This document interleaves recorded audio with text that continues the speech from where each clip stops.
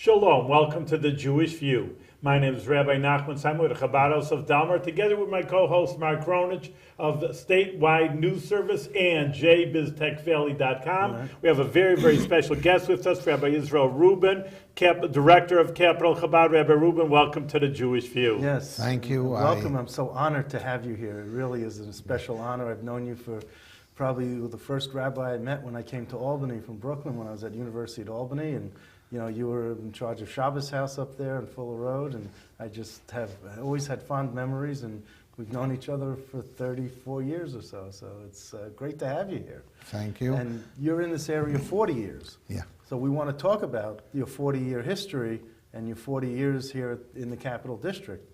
One of the things that you started when you first came here was a pizza and falafel place, right? It was on Washington Avenue. What was that experience like?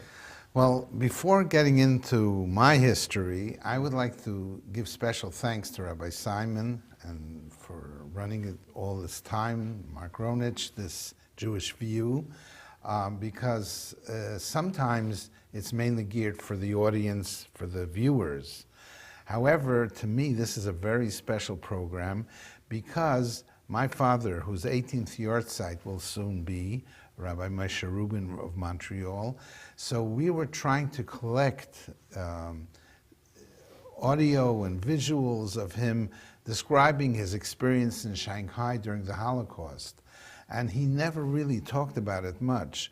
But one time he was on your show and you interviewed him, and he did talk a lot about his experiences. This was a very unusual experience when the Germans were taking over Poland, Lithuania, and a handful of Jews, about 2,000 Jews, yeshiva boys, escaped by going through the Japanese ambassador Sugihara. That's worth a television show in its own right. Yeah. It's really a whole story. And then they went across the whole Russia, 11 days by train, my father told me once, but he didn't really explain the whole thing that happened.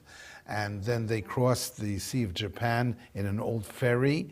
They went to Japan, and then eventually, because of Pearl Harbor, they went over to Shanghai. And I never heard this story clearly from my father.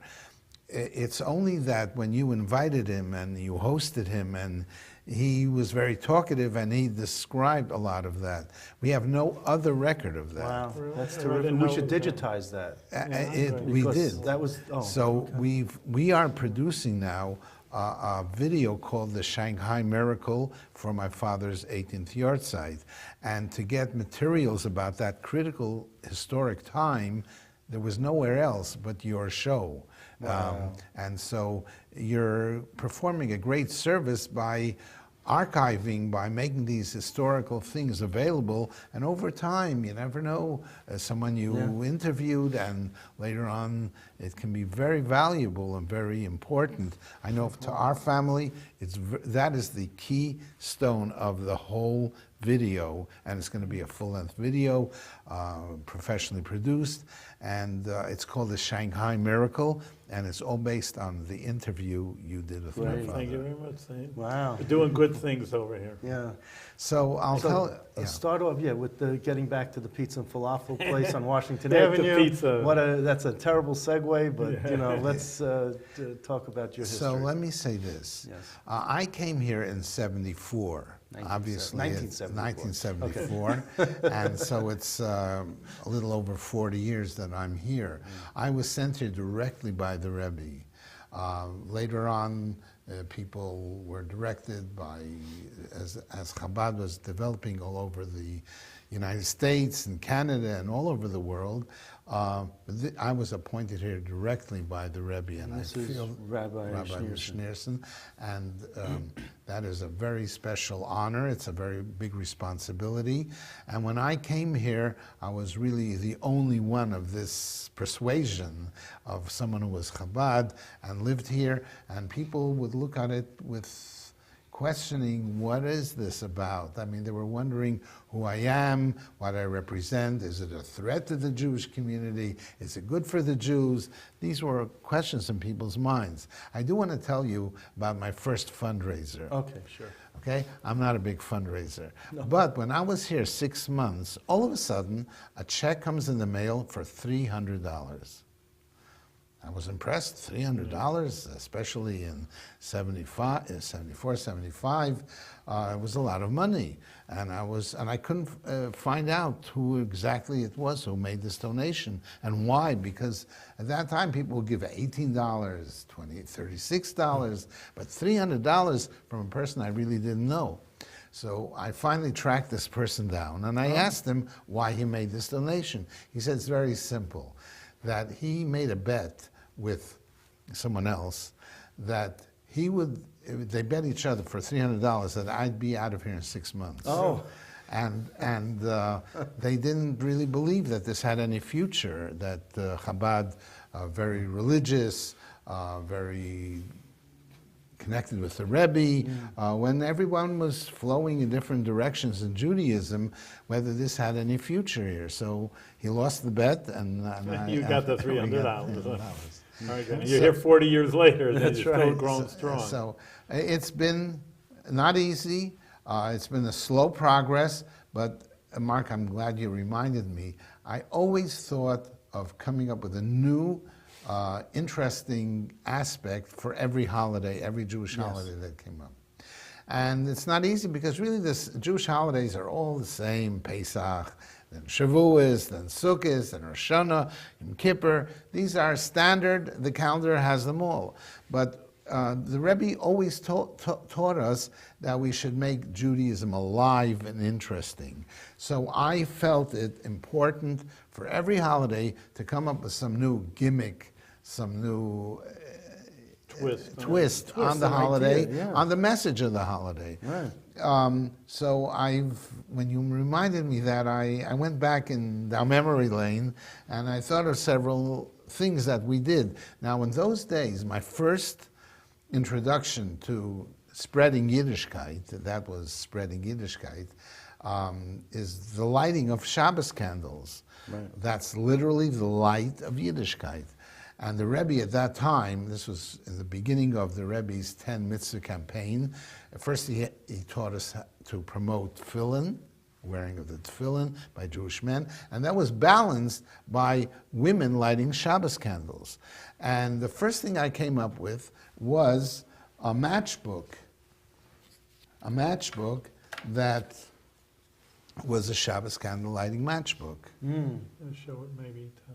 So this design was made by a family that was here who came close to Yiddishkeit. Her name was Miriam Levinson. Maybe show it now to a little bit closer. It's hard to. Miriam Levinson, and she designed this beautiful line illustration of the calm and the peace of a mother and a daughter lighting Shabbos candles. The Rebbe insisted it include also the young girls, because that's the future. Yeah. So there are 2 candles, one for the husband and the wife, and then there's a small candle for the daughter.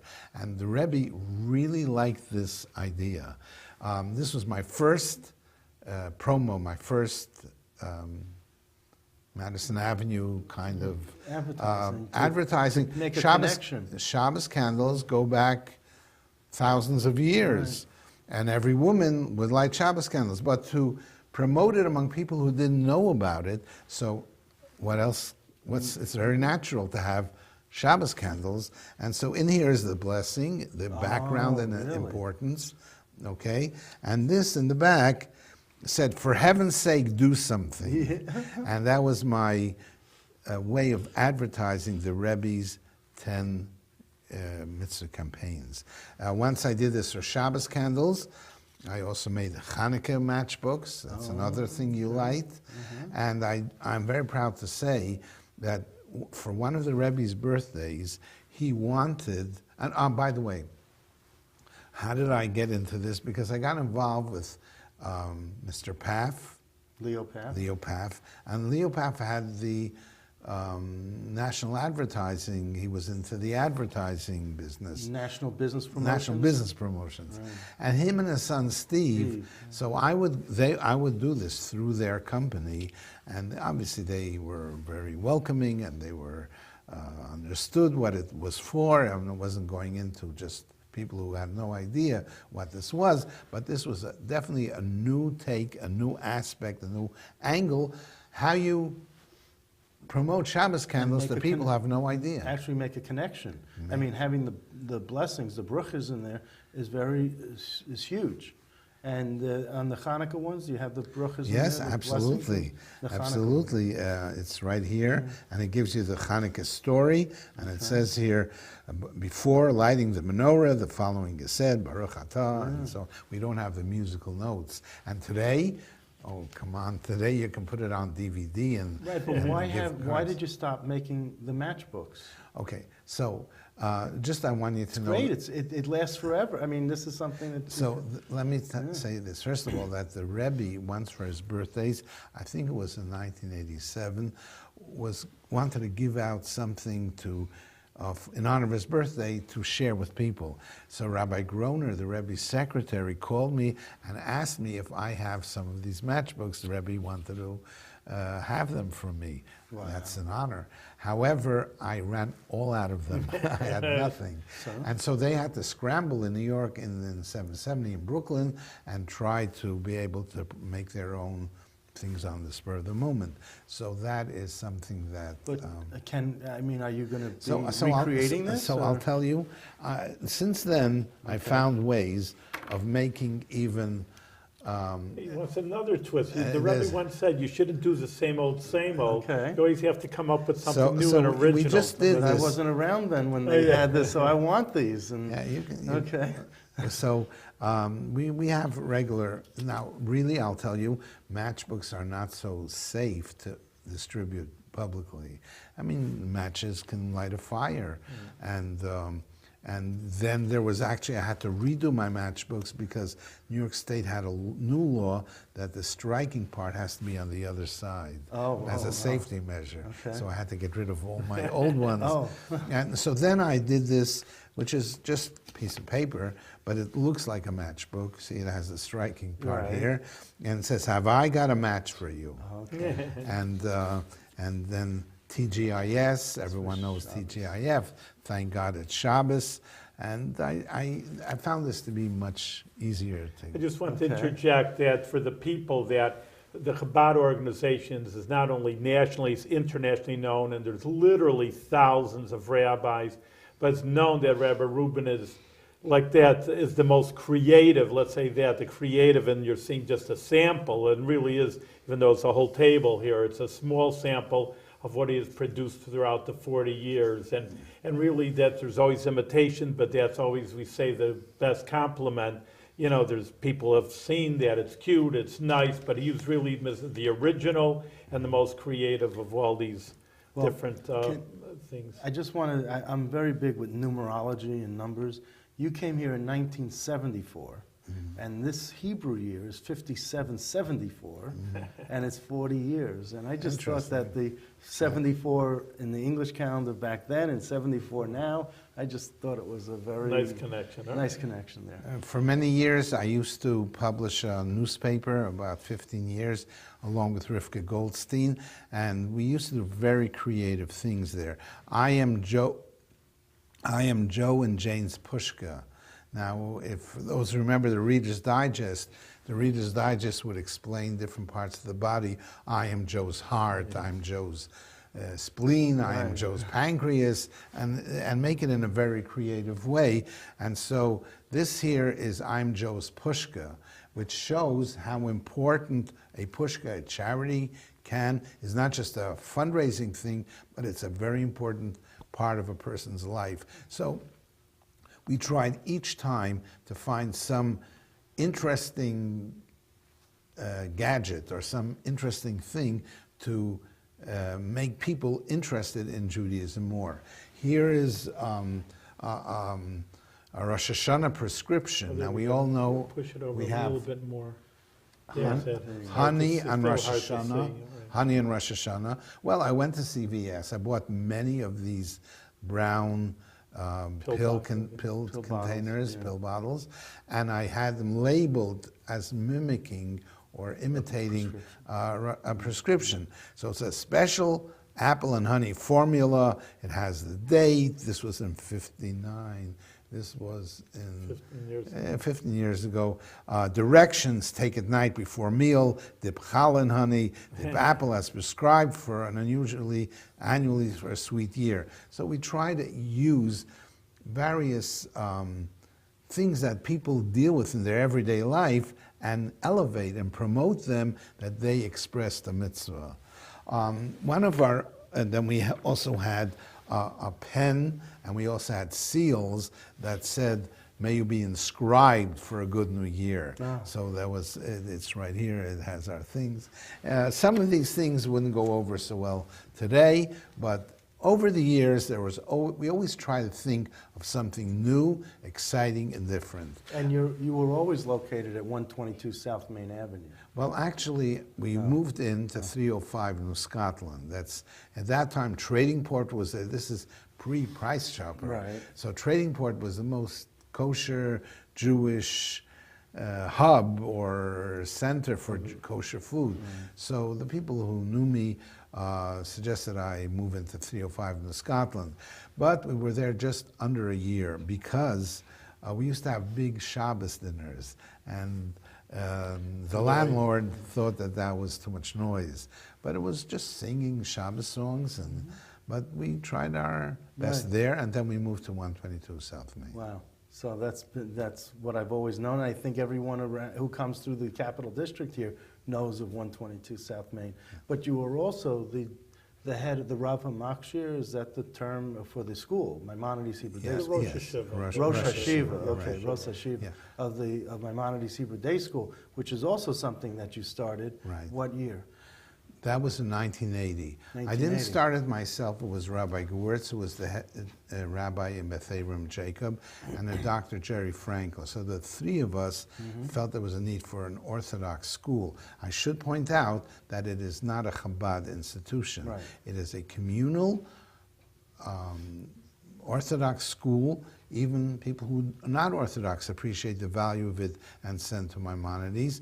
And so I am involved there. I'm very much part of the creative study angle, but it is not a Chabad institution per se. But I am very much involved. But you and Mrs. Rubin are the guiding forces and the hands that made the school survive for all these years. That's correct. That I is mean, correct. I'm just... And we take great just pride in phenomenal. that. There have been many graduates and several generations of students already who have been through there. We now have the grandchildren of the original people who went there. So it is very inspiring and satisfying. Well, We you have should- to bring some students. So that's, again, another show in its another own show. right about But the you school. should be very proud of that, and that's a legacy that will have your moniker on it for sure.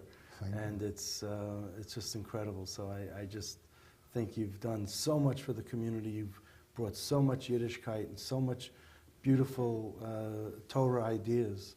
to Let's this see a few area. more ideas. Okay, Let's see, he has a whole table there. I should mention that we are the originators of the Jewish art calendar. Actually, Rabbi Lakin, who published it originally, just passed away. Yeah. So we worked with him on this Jewish art calendar.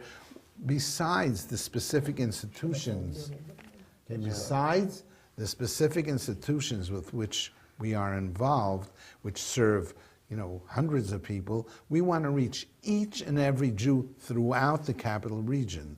So we make sure through the Jewish world to mail these out to 6,000 Jewish homes.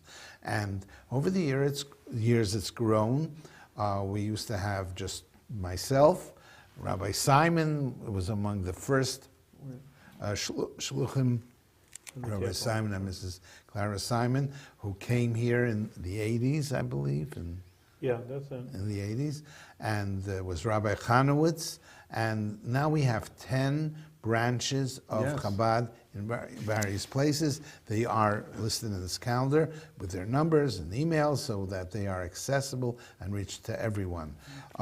Here are some of the various things we're involved in. So this calendar was in honor of our 40th year. It has Shabbos House, it has Saratoga, Chabad, which does the Shalom Festival there, and Union College, and Friendship Circle, and a number of important projects that are very that are important. The Jewish to know. Women's Connection, Chabad on Campus, the Clifton Park Chabad, the Jewish Girls Retreat. Wow, I'm just amazed about how this has flourished.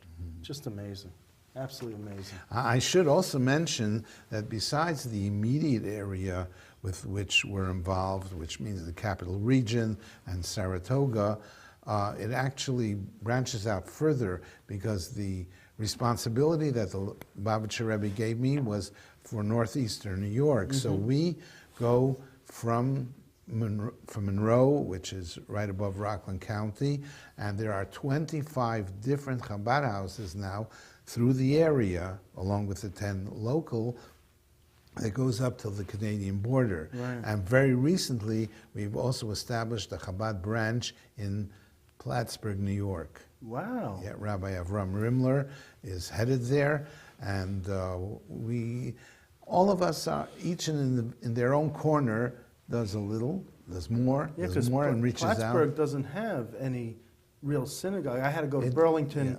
Vermont, in order to, They do have a Reform temple there. It's a small community, and one of the Rebbe's outreach efforts was not just for the big cities. Big cities, the Jewish communities there grow, but in the small towns and small cities, you need someone to dedicate themselves to them and to reach out to them. So I'm very happy to say that we now have all along the highway, almost up and down the 87, Northway, up in the Northway in 87, we will have coverage. And there's coverage Wi-Fi. And so we have Chabad coverage spreading the light of Yiddishkeit. Great. Well, that's great to hear. And Kingston and Red Hook and Rhinebeck or in Dutchess County area. Correct, in Dutchess County. And Ulster County. We recently got a new shliach at Vassar College. Oh? Now, did you know, well, I'm going to digress for a second, All right. but Vassar College is participating in the boycott of Israel. I'm not What are you familiar with supposed that. to do about that? I mean, They just we're passed... there for the Jewish people. We're Right, not there so to... I just And thought- actually, that's why it's important to maybe- have a Jewish presence On so the campus. that the Jewish students know there is someone who does care. Great. And despite all this negativity Yeah. and sanctions and threats Right. and boycotts, we have to know who we are. Well, that's and- great that it's very timely that you Yes. opened that. Yeah, no, Yes. that's It's important. very timely. That's So- a subject, another subject, yeah. like college What's campuses this and for? Judaism. What's this? Yeah, show a few more things over here okay. to us. Well, this is part of the newspaper that I used to publish, the Holiday Guide, and it always had on the front page a very interesting article, which would be very creative. And by the way, there are 770 words in every front page. Really? Exactly. I didn't know that. 770. I did that Yeah, hold it up this remembering way. Yeah. remembering the Rebbe and the headquarters at 770 Eastern Parkway. So this is about a motorcycle, always something very new and exciting about Judaism. By the way, this is something we did for Thanksgiving. Thanksgiving is food, placemats, so we made placemats, and it has Baruch Atah Hashem Elokeinu Melech HaOlam. A bit more here so they Towards- see yeah. it, yeah. So it has there. the blessing, of course, the cornucopia, which is a symbol of Thanksgiving. So we would, and for Hanukkah, all students throughout the university would get a Hanukkah placemat. Whether they were gave Jewish to every- or non-Jewish, everybody gave. It went through the food service. Food service would provide everybody as a holiday atmosphere. And even if people weren't Jewish, they could also know that there's a Jewish holiday going on, so Sure. they would know what's doing by their Jewish friends, and each person would get a nice placemat with information about Hanukkah. Beautiful. Okay. And what else? I also like to point out another interesting thing, and I know, Mark, you're very into the media, Right. and you were a little instrumental in this. Oh, yes. We made the front page of the New York Times. Now, this isn't Chabad, it's the Maimonides School. There was once a Maimonides horse that was running in Saratoga, and I think we went up together, to the stables. Is that on the horses, Mark? No, we went behind the scenes. All right, I'm just Even before the races, right. and there Went was to the a stables with the went to the children, stable with the children, students. and here we are on the front page, and they're admiring the fact that Maimonides was actually being run by an Arab owner, that's right. because Maimonides was respected both by Jews and Arabs. He lived in Egypt, he lived in Morocco, and so. So these were the Maimonides students meets Maimonides the horse. Right, exactly like that. And then it has, even besides the front page, it had a lot of material on this. And you got phone calls from people that said, finally, the New York Times put something positive on the front page about Jews. Very and good. I was very surprised about that because I didn't know their slant or their Yeah, bent. But that's correct. So this has been, I have here an article, Purim, Potpourri. Purim, it has a lot of words based on the word PR, and it has a lot of, it's entertaining to read. I always try to think of something creative, new. May God give me the strength and the ability to continue always coming up with something new and different. Now, because Jews always think, Judaism is so ancient, it's so old, it's archaic, it's from a different time. We have to take the very same messages from back then and make them come alive new as now. okay. That's excellent. Yeah. So then, you mentioned I before how really I wanted started to off. talk to you about the pizza place. Right, okay. So I'll tell you He's this. looking for a piece of pizza. I'm hungry. Before in '74, Yes. before we'd be the pizza store, Right. the pizza store was at Washington Avenue, Right. 483 Washington Avenue. 483. And it was the only kosher food service in the whole region. Between Muncie and Montreal. In Montreal. And we actually had buses come by when we were traveling. Of course, today there's Price Chopper. There's a new restaurant opening up. Right. I don't know exactly the details, but in those days we started off with the kosher cart.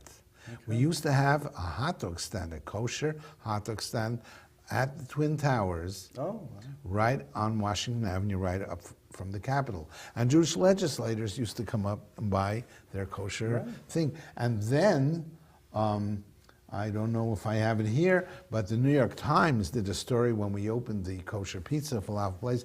That was the first time that Sheldon Silver was in the New York Times, was eating pizza in this article. Wow. So I can't say it was all fun.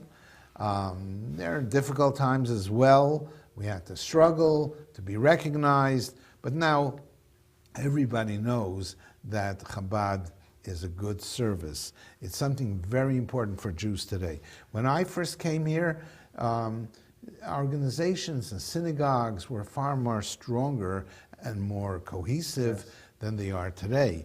Every generation takes a toll.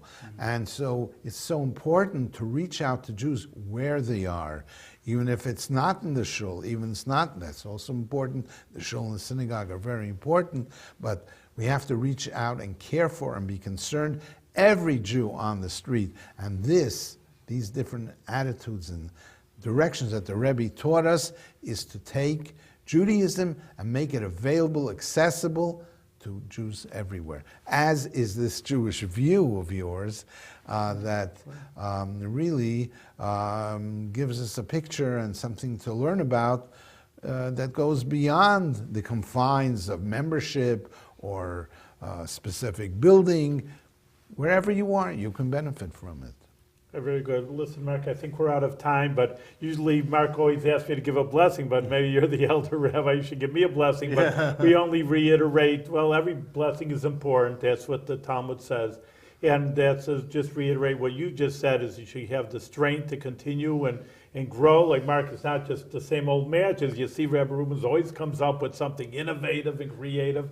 And that's what the Rabbi always taught us, to always grow. And that's so far for 40 years, surely we've seen an incredible growth in Judaism. So only good things, and continue on. Thank you. Thank you.